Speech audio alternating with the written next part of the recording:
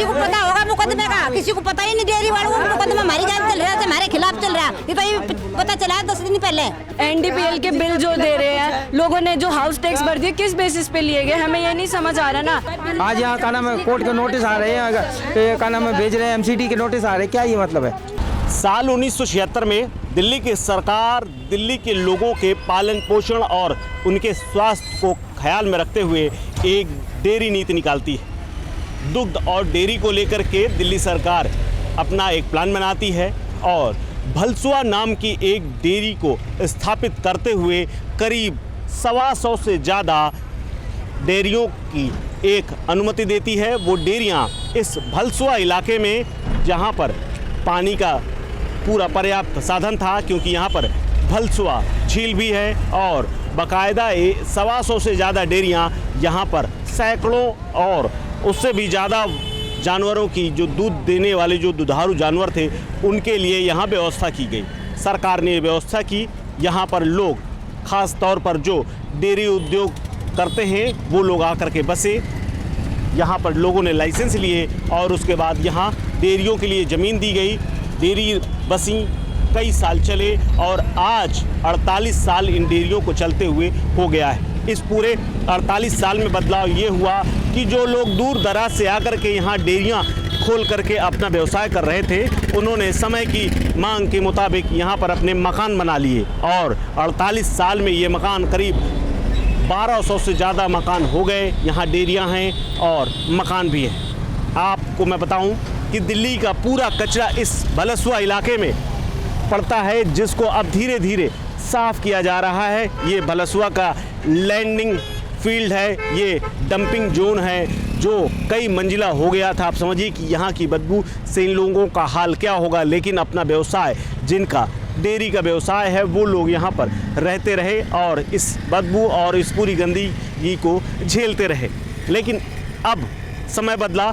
48 साल के बाद आप देखिए आज का जो सिनेरियो था, आज मैं यहाँ क्यों आया हूँ, ये पूरी कहानी क्यों मैं बता रहा हूँ, इसको समझने के लिए एक तस्वीर देखिए। यहाँ ये पुलिसकर्मी, जवान, SSB, CRPF समेत तमाम जवान यहाँ पर आज खड़े हुए हैं। इनको बुलाया है दिल्ली MCD ने, क्योंकि दिल्ली MCD एक मुकदमे के चलते, जो कि मुकदमा हाई कोर्ट से एक आदेश हुआ है, जिसमें एक NGO ने यह आदेश दिया कि यहाँ की जो भलसुआ की जो डेयरियाँ हैं, इनको हटाया जाना चाहिए, क्योंकि इनसे तमाम तरह की जो जानवरों से दूध निकाला जाता है, जानवरों को खुले में छोड़ दिया जाता है। आज इस भलसुआ की 48 साल बाद ज़रूरत नहीं है। ये NGO ने अपने तर्क हाई कोर्ट में दिए और उसके बाद इस पूरी बस्ती को उजाड़ने के लिए MCD चल पड़ी। MCD के बुलडोज़र आज यहाँ सुबह करीब 4 बजे आए थे। बाकायदा मैं पुलिस फोर्स के साथ, पुलिस आई, लेकिन MCD यहाँ पर कामयाब नहीं हुई, क्योंकि यहाँ पर विरोध प्रदर्शन शुरू हो गया। यहाँ के लोग इकट्ठा हो गए और उन्होंने लामबंद होकर के ये कहा कि हम यहाँ से नहीं जाएंगे, भले ही ये बुलडोज़र हमारी लाश के ऊपर से चल जाएं। इसके बाद MCD फ़िलहाल चली गई है। 16 तारीख को एक बार फिर से सुनवाई है। अब 48 साल के आगे की कहानी आते हैं। आगे की कहानी ये है कि भलसुआ जब यहाँ पर उजाड़ था, यहाँ बड़े बड़े गड्ढे थे, पानी का एक बड़ा सा तालाब था, वो सब डंपिंग जोन था। पूरी दिल्ली का ये जो पूर्वी इलाका है, ये जो दक्षिणी इलाका है, वहाँ का ये कूड़ा आता था। लेकिन अब यहाँ धीरे धीरे विकास पहुँचा और आप देख सकते हैं ये 200 मीटर की दूरी में एक मेट्रो स्टेशन दिल्ली का आ चुका है और यहाँ पर उसका निर्माण कार्य जारी है। इसके अलावा बगल से ही एक हाईवे हरियाणा को जोड़ने के लिए निकलता है और अब धीरे धीरे जो विकास था, जो 48 साल पहले यहाँ जब कोई नहीं आता था तब ये डेयरियाँ आईं, लेकिन अब जब यहाँ लोग आ गए तो इन डेयरियों को यहाँ से जाना, यानी यहाँ से इनकी विदाई का फरमान सुना दिया गया है और ये फरमान यहाँ के लोगों को नागवार गुजरा है। अब आपको मैं बताऊं, आज की स्थिति ये है कि इस भलसुआ में करीब 1200 से ज़्यादा मकान हैं, करीब 50,000 से ज़्यादा लोग किराएदार और यहाँ के जो पुश्तैनी हैं वो लोग मिला करके रहते हैं। यहाँ MCD का स्कूल है, हाई स्कूल, इंटर का यहाँ स्कूल है और बाकायदा यहाँ पर पुलिस का थाना भी है और इसके अलावा एमसीडी ने जो आज यहाँ तोड़ने आई है, उसी एमसीडी ने यहाँ रोडें बनाई हैं, यहाँ पर सीवर लाइन डाली है, यहाँ पर बिजली और बिजली के खंभों के साथ साथ तमाम जो ज़रूरतें नागरिकों की होती हैं, उन तमाम ज़रूरतों को यहाँ पर एमसीडी ने पूरा किया है। लेकिन आखिर एक एनजीओ के मुकदमे के बाद अब ये जो बड़े बड़े मकान, पक्के मकान यहाँ पर बने हुए हैं, इनको तोड़ने का फरमान जो आया है, उसको लेकर के एमसीडी सख्त नज़र आ रहा है और माना जा रहा है कि 16 तारीख को जो एक और सुनवाई होनी है, जिसमें यहाँ के लोगों ने भी ये कहा है कि हम अब अपना पक्ष रखेंगे, हम खुद मुकदमे में जाकर के पक्षकार बनेंगे, क्योंकि अभी तक हमारे बारे में कोई जानकारी नहीं थी। कुछ दिन पहले ही यहाँ पर नोटिस लगा दिया गया है। अब उस नोटिस का जवाब हम बाकायदा कोर्ट में देंगे, यानी आने वाली 2 से 3 दिन के बाद जो 16 तारीख है, वो बेहद यहाँ के लोगों के लिए अहम है और अब उसमें पता चलेगा कि आखिर भलसुआ का भविष्य क्या होता है।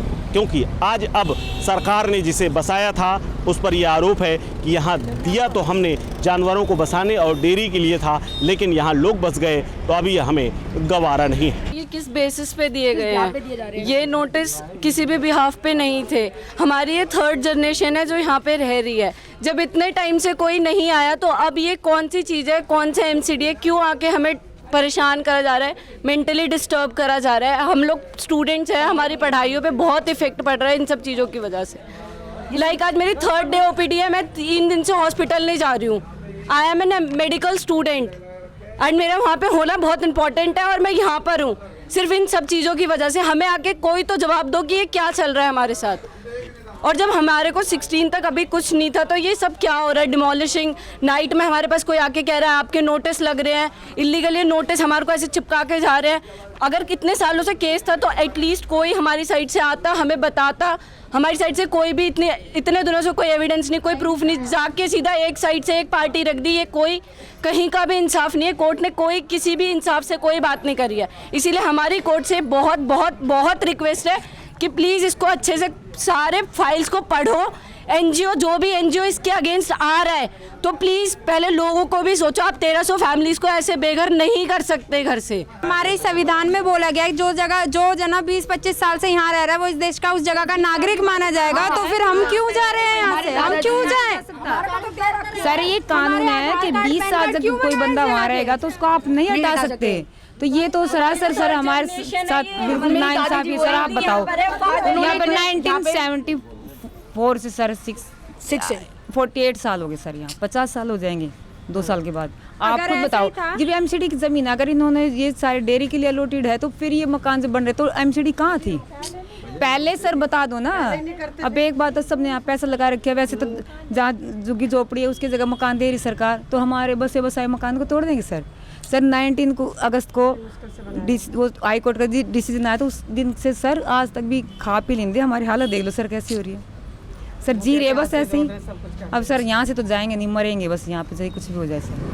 आधार कार्ड पैन कार्ड किस लिए बनवाए गए हैं? यहीं के आधार पर, यहीं के पते पर? बिल्कुल यहीं के पते पे है, यहीं के पते पे हमारा बर्थ यहीं का है। फिलहाल कैमरा पर्सन सत्यम शर्मा के साथ कुलदीप द्विवेदी, वन इंडिया हिंदी, भलसुआ।